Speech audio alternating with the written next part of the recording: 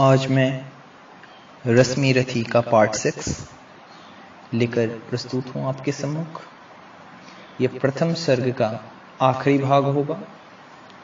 जैसा कि हम जानते हैं कि रश्मि रथी के लेखक रामधारी सिंह दिनकर, जिन्होंने ये कविता लिखी, बहुत ही अद्भुत है और इसमें कुल 7 सर्ग हैं, जिसमें से प्रथम सर्ग की चर्चा हम कर रहे हैं, जिसका आज पार्ट 6 हम लेके आए हैं और ये पार्ट इस सर्ग का अंतिम भाग भी होगा। तो आप इसको ध्यान से सुनेंगे। और पिछली पार्ट में मैंने जहां तक खत्म किया था, मैं उसकी कुछ लाइनें रिपीट कर देता हूं। हम जानते हैं कि रंगभूमि में क्या हुआ था। दुर्योधन और भीम के बीच कुछ बहस हो रही थी। उससे आगे दुर्योधन ने कहा, भीम झूठे बकबक करते हो, कहलाते धर्मज्ञ द्वेष का विष मन में धरते हो। बड़े वंश से क्या होता है, खोटे हो यदि काम, नर का गुण उज्ज्वल चरित्र है, नहीं वंश धन धाम। सचमुच ही तो कहा कर्ण ने, तुम ही कौन हो बोलो, जन्मे थे किस तरह ज्ञात हो तो रहस्य यह खोलो। अपना अवगुण नहीं देखता अजब जगत का हाल, निज आंखों से नहीं सूझता सच है अपना भाल। यह ये बात इंपॉर्टेंट है कि हम सब अपने अवगुणों को नहीं देखते। मैं इस प्रसंग की बात नहीं कर रहा, हम खुद अपनी बात कर रहे हैं। इस कविता से हमें क्या सीखना चाहिए वो हम देख रहे हैं। तो हम हमेशा दूसरों में अवगुण ढूंढते रहते हैं और यही वजह है कि हम कभी भी अपने आप को सुधार नहीं पाते। जिस दिन हम दूसरों के बजाय खुद में अवगुण ढूंढना शुरू कर देंगे, उस दिन हमारा यह जीवन धन्य हो जाएगा। तो हम प्रयास करेंगे कि अगली बार से हम दूसरे में अवगुण कम, अपने में जो अवगुण है उसको पहले देखें। अब आगे, कृपाचार्य आ परे बीच में, बोले छी यह क्या है, तुम लोगों में बची नाम को भी क्या नहीं हया है। चलो चलें घर को देखो, होने को आई शाम, थके हुए होगे तुम सब, चाहिए तुम्हें आराम। तो दुर्योधन और भीम के बीच बहस को बढ़ता देखकर कृपाचार्य बीच में आए और उन्होंने कहा कि तुम लोग क्या ये तू मैं लगा रखे हो। चलो अब शाम हो गई, तुम लोग बहुत थक गए होगे, तुम्हें आराम विश्राम की आवश्यकता है। और इस प्रकार इस रंग सभा का समापन होता है। रंग भूमि से चले सभी पुरवासी मोद मनाते, कोई कर्ण पार्थ का कोई गुण आपस में गाते। सबसे अलग चले अर्जुन को लिए हुए गुरुद्रोण, कहते हुए पार्थ पहुंचा यह राहु नया फिर कौन। कहते हुए पार्थ पहुंचा यह राहु नया फिर कौन। गुरुद्रोण को फिर से चिंता सताने लगी कि उनका शिष्य, जो विश्व का महान धनुर्धर था, जिसके टक्कर का कोई योद्धा नहीं था, और जो कोई हुआ भी, गुरुद्रोण ने उसको उसके रास्ते से हटा दिया। जैसा कि आप जानते हैं, एकलव्य से गुरुद्रोण ने अंगूठा मांग लिया था। वो नहीं चाहते थे कि उनके शिष्य अर्जुन से सर्वश्रेष्ठ कोई हो, लेकिन आज कर्ण की प्रतिभा को देखकर उनका यह विश्वास डगमगाने लगा। अगले लाइन में उसी का हम देखेंगे कि किस प्रकार वो कर्ण को देखकर इस बात से परेशान है कि उनके शिष्य अर्जुन का एक प्रतिद्वंदी फिर से आ गया। जन्मे नहीं जगत में अर्जुन, कोई प्रतिबल तेरा, टंगा रहा है एक इसी पर ध्यान आज तक मेरा।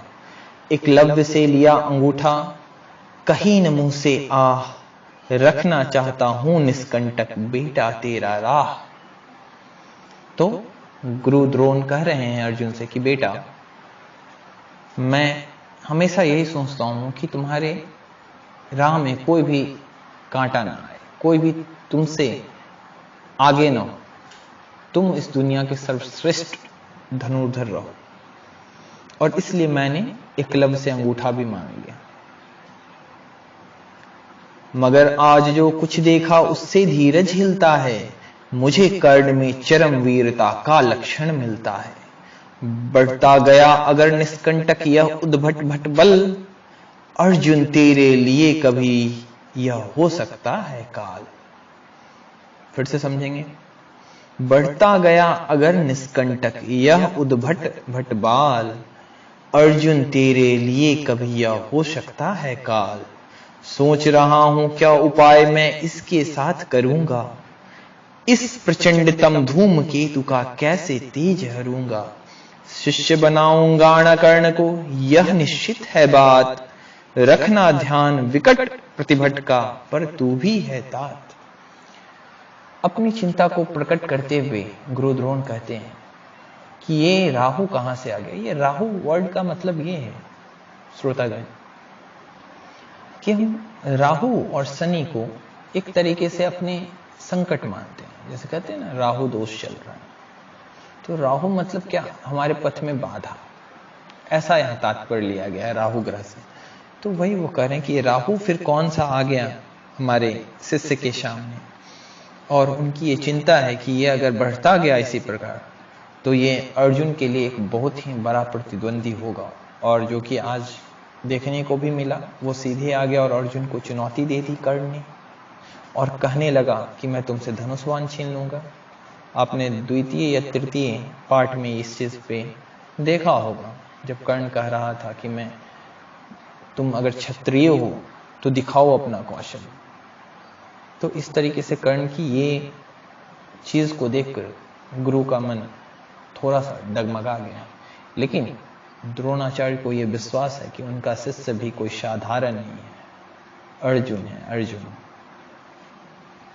जिसे केवल लक्ष्य दिखता है, जिसे केवल आंख नजर आती है, कोई साधारण बात नहीं है।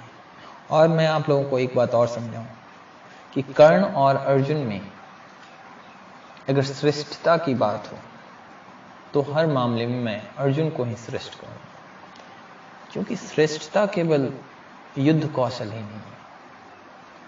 श्रेष्ठता का अर्थ होता है कि मन में एक सम्मान की भावना, एक शिष्टाचार, जो अर्जुन में हमें देखने को मिलता है वैसा कर्ण में नहीं मिलता।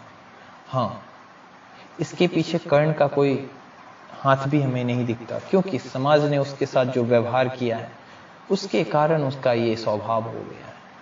तो हम कर्ण को भी इसके लिए सीधे सीधे दोषी नहीं मान सकते, लेकिन अर्जुन के साथ भी कम अन्याय नहीं हुए। लेकिन जिस प्रकार उसका स्वभाव और व्यवहार है, एक शिष्य का जैसा उसका व्यवहार है वो उत्तम है, वो अनुकरणीय है प्रत्येक शिष्य के लिए।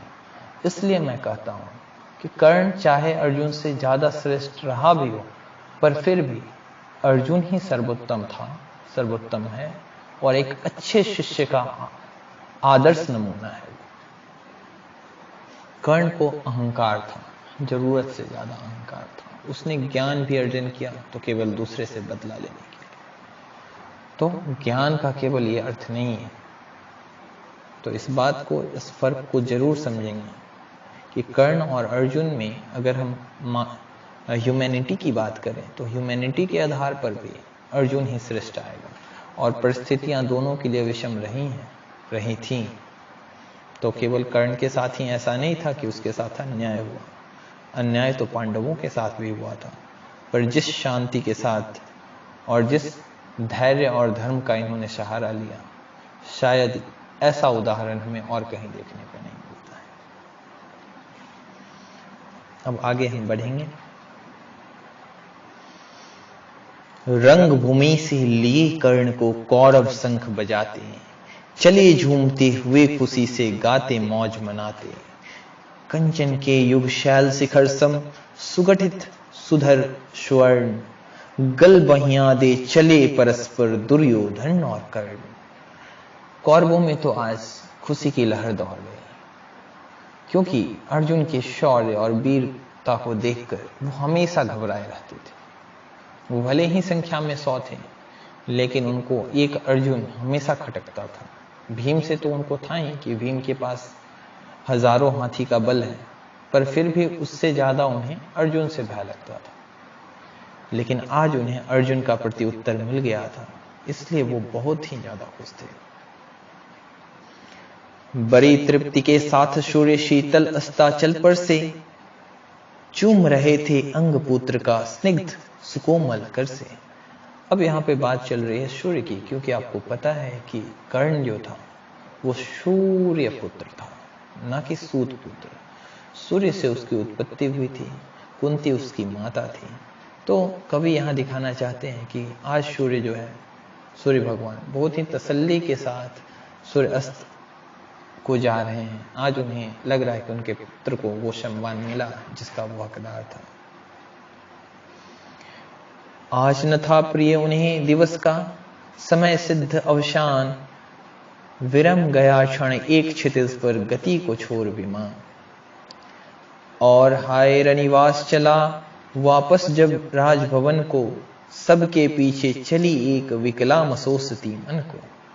अब बहुत ही मार्मिक ये लाइन है, आप इसको समझने का प्रयास करेंगे कि सबके पीछे चली एक विकला मसोसती मन को।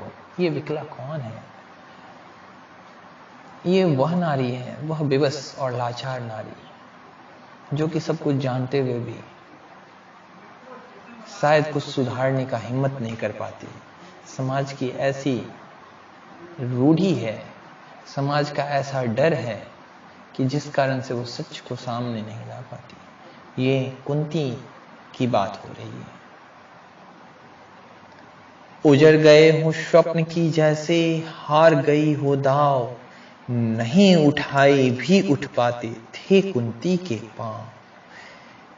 उजड़ गए हो स्वप्न की जैसे, हार गई हो दाव, नहीं उठाते भी उठ पाते थे कुंती के पांव। कुंती के पांव नहीं उठ रहे थे, क्योंकि सामने पुत्र पुत्र आपस में लड़ रहे हैं, भाई भाई आपस में लड़ रहे हैं, सगे भाई। और कुंती की इतनी हिम्मत नहीं थी कि वो ये कह दे कि कर्ण तुम्हारा भाई है, या कर्ण को ये कह दे कि ये तुम्हारे भाई हैं। उसकी हिम्मत ना पड़ी, और वो यही सोच सोच के आज उससे कदम एक एक कदम इतना भारी पड़ रहा है कि उसे चला नहीं जा रहा है। वो किस मुंह से घर जाए, वो इस बात को लेके बहुत ही व्यथित है। तो इस प्रकार श्रोतागण, हमारा प्रथम सर्ग समाप्त होता है। अब हम अगले पार्ट में द्वितीय सर्ग को प्रारंभ करेंगे। मैं उम्मीद करता हूं कि इस भाग को आप अच्छी तरह से समझ गए होंगे, क्योंकि कविता पाठ अगर मुझे करना होता तो एक ही पार्ट में मैं इस कविता को पाठ कर देता, लेकिन उस कविता पाठ का कोई अर्थ नहीं होता, क्योंकि इस कविता में बहुत ही गूढ़ बातें हैं जो हमें सीखनी है, जो मानवता के लिए उत्तम है, जो हमारे रामधारी सिंह दिनकर ने जिसको कर्ण, अर्जुन और इस युद्ध के माध्यम से मानवता को कुछ सीख देने की चेष्टा की है। तो उस पर प्रकाश डालना बहुत ही आवश्यक था, क्योंकि YouTube पर रश्मि रथी से रिलेटेड बहुत सारी कविताएं पढ़ी जा रही हैं। तो कविताएं पढ़ना कोई खास बात नहीं है, उसके अर्थ को समझना और उसे अपने जीवन में उतारना, ये महत्वपूर्ण है। तो मैंने ये प्रयास किया है, और अगर आप इससे लाभ उठाते हैं तो अपने परमात्मा को धन्यवाद देना। इसी बातों के साथ आज की सभा मैं यहीं समाप्त करता हूं। सभी को मेरा प्रणाम।